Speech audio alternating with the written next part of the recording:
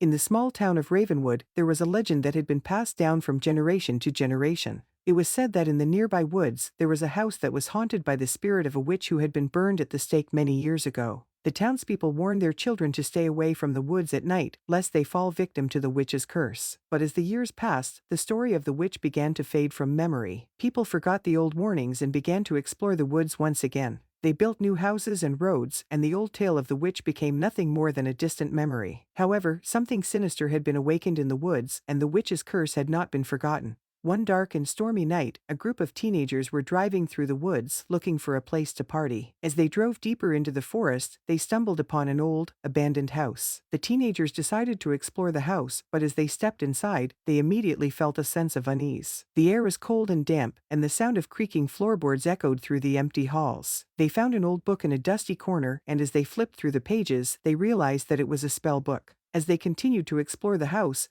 strange things began to happen. Doors opened and closed on their own, shadows moved in the corners of their vision, and the temperature dropped to bone-chilling levels. Suddenly, they heard a voice calling out from the darkness. It was a voice that spoke in a language they could not understand, and it seemed to be coming from all around them. The teenagers tried to run, but they found that they were trapped, and the house had become a maze of twisting corridors and dead ends. As they stumbled through the dark, they began to see glimpses of the witch. Her eyes glowed in the shadows, and her voice whispered in their ears. They could feel her cold breath on their skin, and they knew that they were not alone. One by one, the teenagers fell prey to the witch's curse. They vanished into the darkness, their screams echoing through the halls. And as the night wore on, the house seemed to grow stronger, as though it had gained a life of its own. In the end, only one of the teenagers escaped from the house, but the witch's curse had followed him, and he could feel her presence in his dreams. He knew that he would never truly be free of the house, and the witch's curse would haunt him for the rest of his life. And so, the legend of the witch in the woods continued to live on, a warning to those who dared to explore the dark and dangerous corners of the world. As time went on, the people of Ravenwood grew increasingly wary of the woods and the cursed house within it. Parents warned their children to stay away from the area, and the town council even put up warning signs and fences to keep people from wandering too close to the cursed property. But despite all their efforts, there were always a few who were drawn to the eerie tales of the witch and the haunted house. Some even came to believe that the witch's power was real, that she could grant them wishes and solve their problems if they were brave enough to make their way into the cursed property. One night, a group of teenagers snuck into the woods, determined to find the witch's house and make a deal with her.